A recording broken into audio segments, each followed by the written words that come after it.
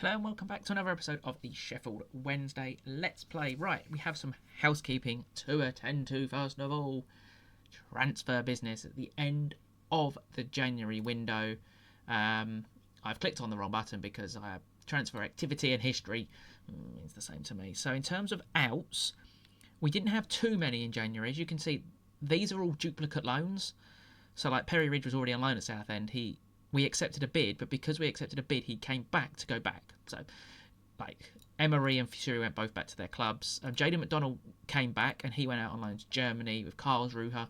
We're going to continue his development, and he will be in the squad for next year, mainly because we'll get on to someone in a minute, but growing really nicely. I thought another loan spell, and then he'll be ready to be, like, our probably fourth choice centre-back next season. McDonald Lynch, we finally got a loan move, and Roddy Frame has moved to QPR after a successful first part of the season with Colchester. He's already scored 3 goals in 5 championship games, so another player that's growing really nicely, and hopefully, if he can continue that, will be involved next season. We did make one signing. Eberici Eza joined for, it was £2 million. £2.6 million.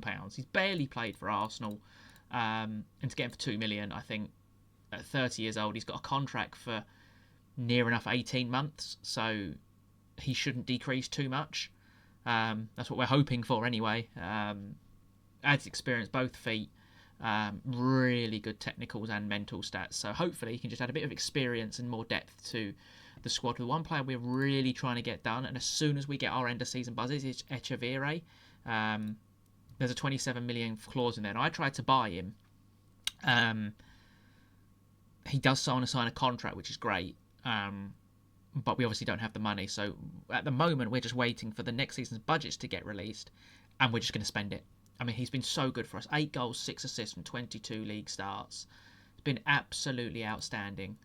My big concern is he goes back to City, and other clubs are going to sniff around him, but they're obviously going to have to pay a lot more money than we are. So, yeah, we're just going to pay the £27 million, and it may be half of our budget, it may be 3/4 of our budget, but getting him back is going to be so crucial for us next year, especially considering we can sell some players to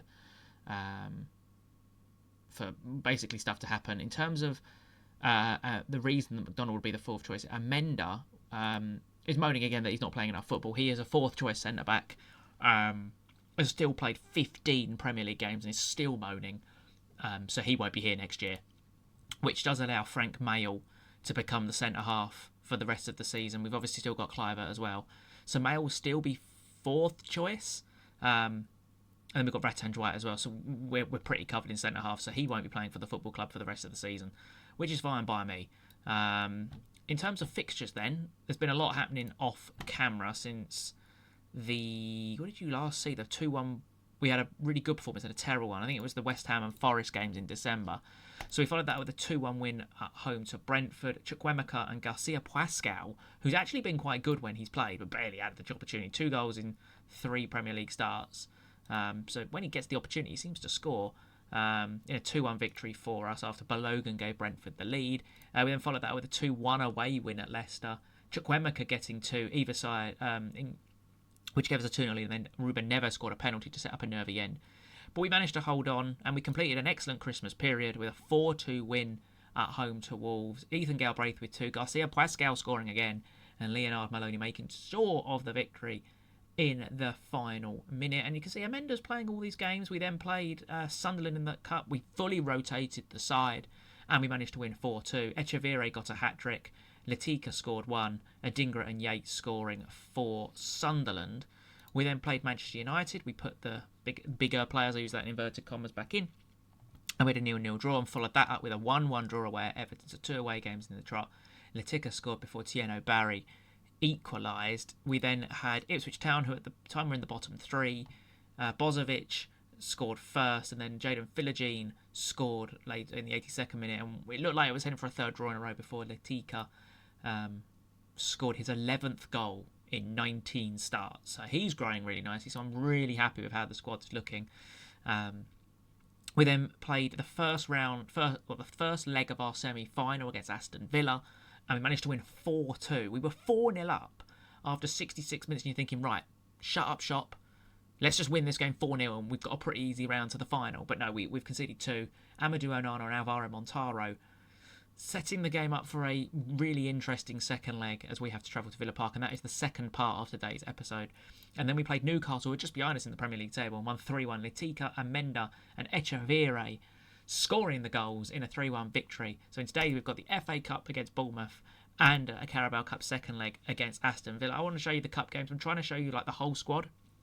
And the reason I'm not showing the Arsenal game is just because we've played Arsenal before on a live com. I know we've played Bournemouth on a live com, but it's FA Cup, and I'm trying to show you different players in the squad because it's going to be a rotated team because we've got the game against Arsenal on Tuesday, which is massive.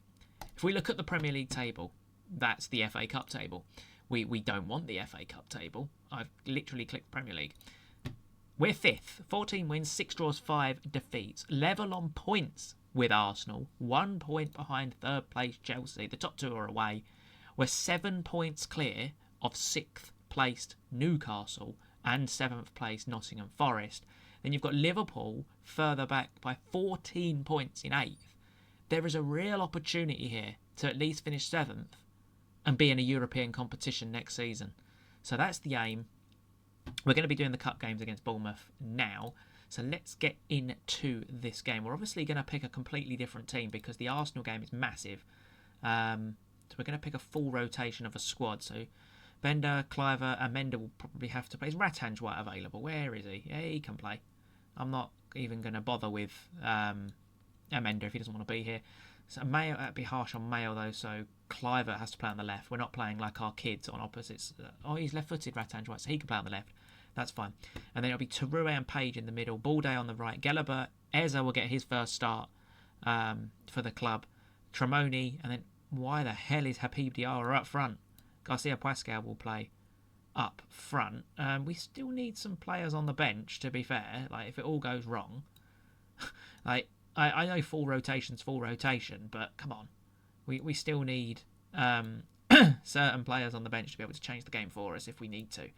So we're just going to pick the bench and then we'll get into the game. That looks it's just got better players on the bench. So that'll do. So that is the team to play Bournemouth in the cup. Obviously, we played Bournemouth, I believe, in a live commentary and lost because I played this system and they played a 4-2-4. And it just caused us all kinds of problems. But since then, Bournemouth are still out of form. They're 17th in the Premier League. They haven't won in their last 5. I probably should have gone to the back 4. But we don't have any fullbacks. They're still playing the 4-2-4 against us. So let's see if we can get round through the FA Cup. Obviously, the FA Cup is much more prestigious than the Carabao Cup, but we're in a position in the Carabao Cup where we're hoping to get to the final, which is the second part, as I mentioned, of today's episode. I will play the 2 games against Arsenal and Brighton off camera before coming back for the second leg against Villa, and a chance to go to Wembley, which is always nice. The first chance to get to Wembley of the save, which will always be nice. And if we win the Carabao Cup somehow, that's Europe guaranteed. And then hopefully they give me an initial budget, we buy Echeverri and everyone's golden. It's a big opportunity for Eza as well to show us what he can do in the cup. As Bournemouth have the ball with Senese. He knocks it into Cliver, out wide to Truffaut. Truffaut now drives forward, gets past Balde into the box. It's cleared. Eze just gives it straight back to Bournemouth with Iglesias. Tyler Adams, Ben Doak, Semenyo dances through and Semenyo misses it. That probably should have been 1-0 to Bournemouth as Antoine Semenyo danced through our defence there. And we now build up again. Ratanjwat into Page. Page forward to Eza. Eza now, that's a good pass out wide to Balde. Balde, oh, he's lost it. Oh dear. Oh dear. Lewis Cook in to Truffaut. And Balde's done well, he's won it back into Garcia Pascal using his hold-up play. Ratanjwat into Tremoni. Got to be sensible. Gets past Doak, just keep the ball. And that's a really good pass into Eza, who just can't get there. Before Petrovic. That was a good bit of build-up there. I don't mind the ball round the back of the defence. Cliver takes that down really nicely and Ratanjwat picks up the ball. We're still playing in the 2D because it's nice to actually see build-up patterns and stuff as Eza now gets the ball out wide. Eza gets past his man. Eza still doesn't square it. Cliver wins the header against Semenyo. Gelabert shoots and it's blocked. It's come back out to Page. Into Tremoni, that's a good pass. And Tremoni curls one, and it's just wide of the post. A really bright opening 20 minutes here from both teams. As we did really well with territory there, and I like that. We keep them high up. They could hit us on the break, but if we have the ball, and we've just got to win second balls, which we are getting a lot better at. As Villa have just been tonked 4-0 by Watford. That's rather good news. We just need to hope that Marlon, because Marlon came on and just completely changed the game. So just got to hope he gets a little bit of an injury and doesn't have to play against us as we approach half time here. We have a set piece as Page takes the set piece into the box. It's cleared as far as Tremoni, and it's just wide again. I also looked at a load of stats. We're one of the worst defensive teams from set pieces in the league. But I also then looked at, we're one of the worst disciplined teams. We've got the most yellow cards in the league, most fouls committed, so that probably means that we've conceded a lot of set pieces because we give away a lot of set pieces. As we approach half time, the ball is launched on looking for Evan Nilsson. He's knocked it down to Semenyo.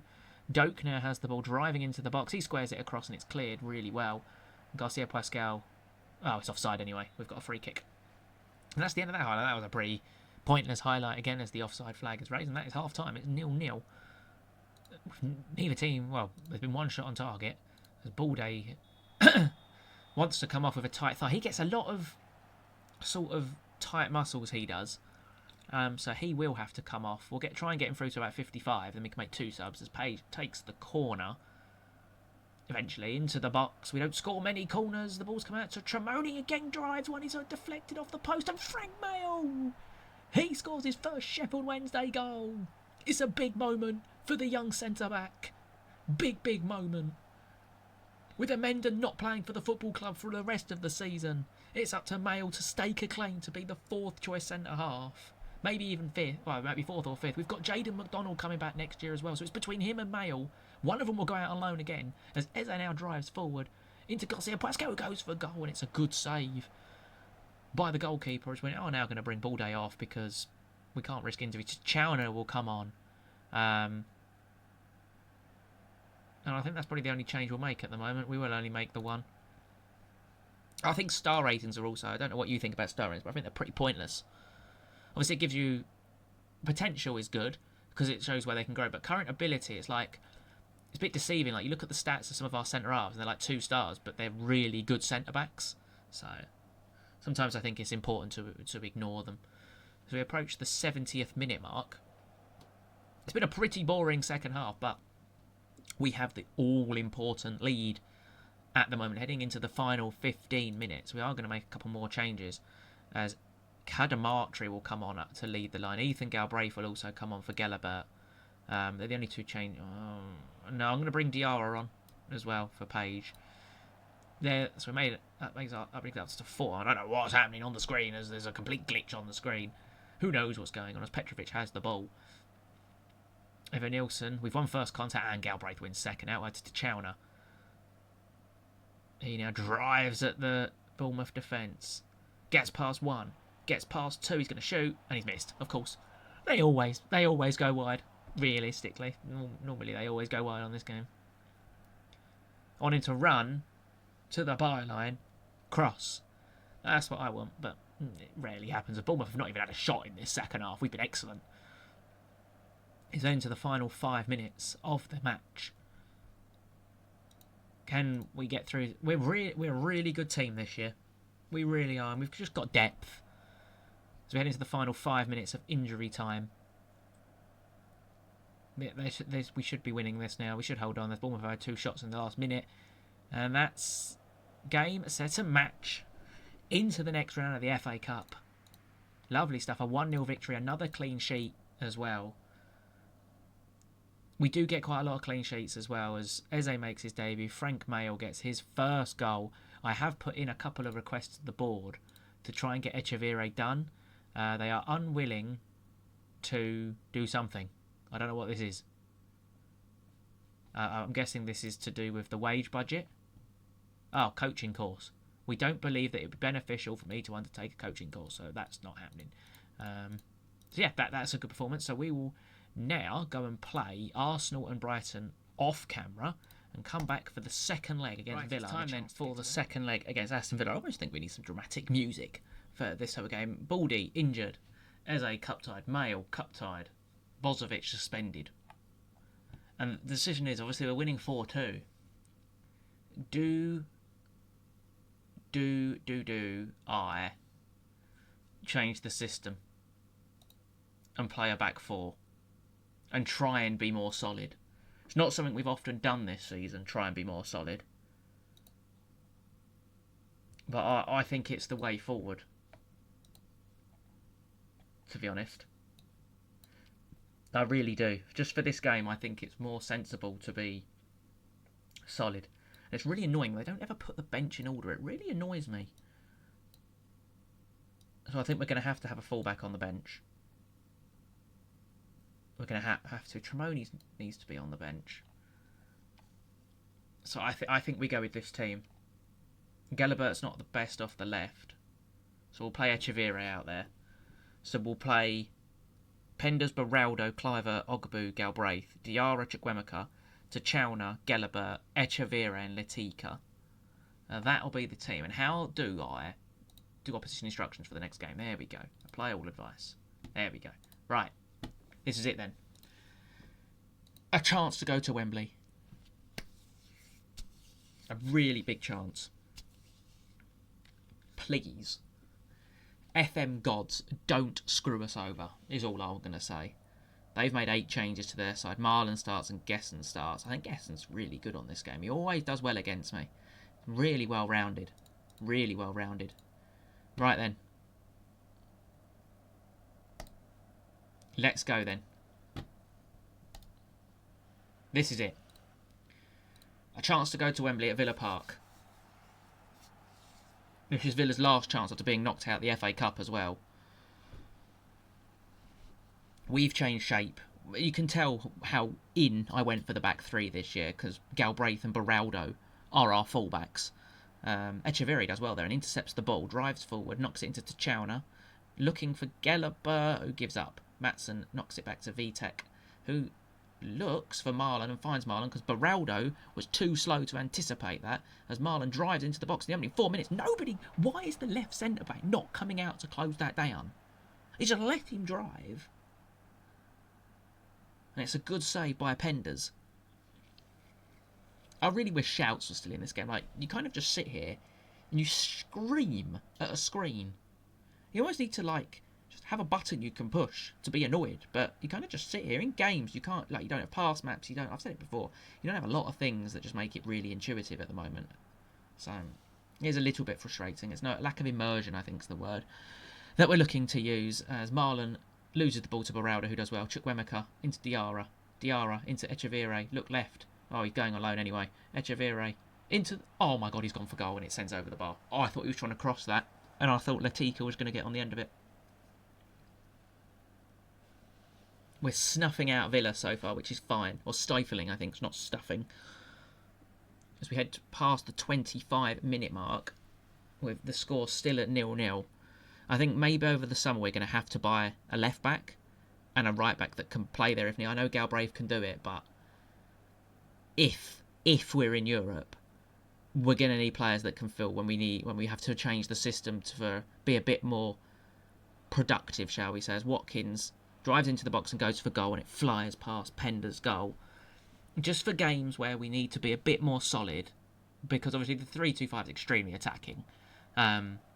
Just for when we play the bigger guns like Arsenal, I want to be able to change it to a 4 or 5, but we just don't have it. Like Beraldo does a job there, Galbraith does a job there, but we need obviously better players in them positions. So it depends how much money the board give me. Obviously Echeverri is the main business that we're looking to do.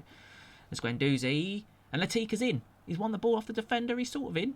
He's got a lot of work to do and does well, and it's a good save by the goalkeeper. As we approach half time, Cliver into Chukwuemeka. Beraldo has room. Knocks it down the line to Echeverri. He's going to take everyone on because he's so confident. He's into the penalty area. Good tackle, Beraldo. Chukwuemeka. Beraldo. Chukwuemeka. It's very all tight, and Galbraith now has the ball into Tachowna. A bit of room. Goes for goal, and it's saved again. Another corner for Sheffield Wednesday. as we approach half-time. Approach past the 40th minute mark. I would take a 0-0. Oh, they have a set piece and we're terrible at defending set pieces. Elite with the set piece.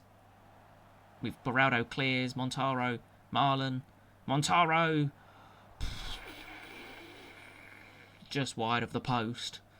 Got to get through to half-time. Oh, they have another corner. We don't defend corners very well either. Ball into the box. Cleared. Guendouzi. Montaro. Marlon. Another corner for Aston Villa. Oh, they praise the Lord, it's half-time. It's 0-0. We've got through to half-time.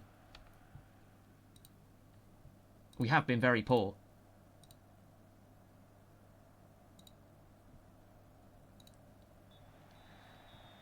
As Villa make a change at half-time, I think Guendouzi's come off.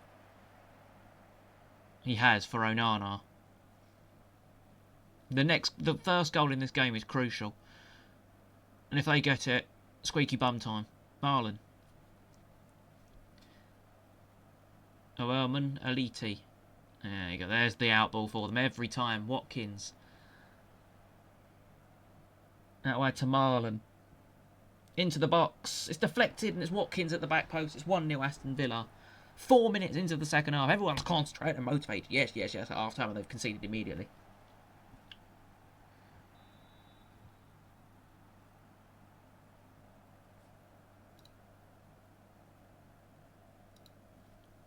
We're really struggling to get any sort of foothold in this game. I'm very wary of changing it to the back three here as well. Just purely because it's 1-0 and we technically are winning the tie.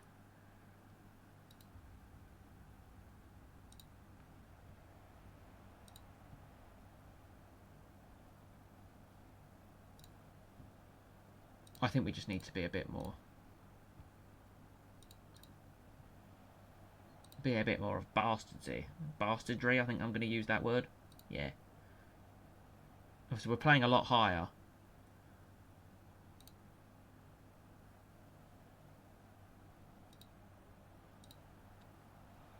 Villa has scored again. It's 2-0. We didn't see the goal because I'm making changes.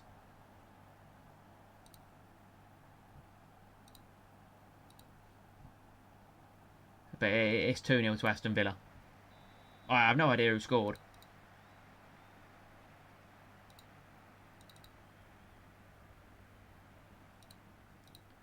As we were making changes. Looks like Marlon made it 2-0. Oh. Tachowna loses the ball. Just come on. Move the ball quickly. Galbraith does well. Into Latika. Right. Give it.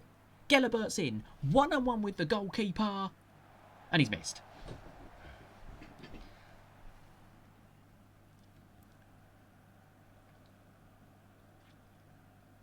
We've been so bad. So bad. Right, Terui's going to come on for Chukwuemeka. Tachowna's had an horrid game. So Tremoni's going to come on the right. I'm going to swap them two over. I'm going to have to bring on Huggins. I've got nobody else that can play anywhere.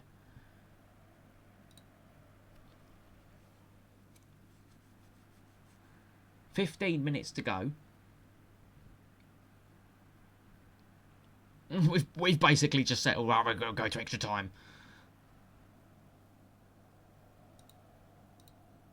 With 5 minutes to go, is there a late chance? And it's for Aston Villa because they have a set piece. Tillemans to take. And they've hit the bar. Onana pulls it back to Tillemans. And some offside's been given. Right, Echeverri's going to have to come off. He's absolutely shattered.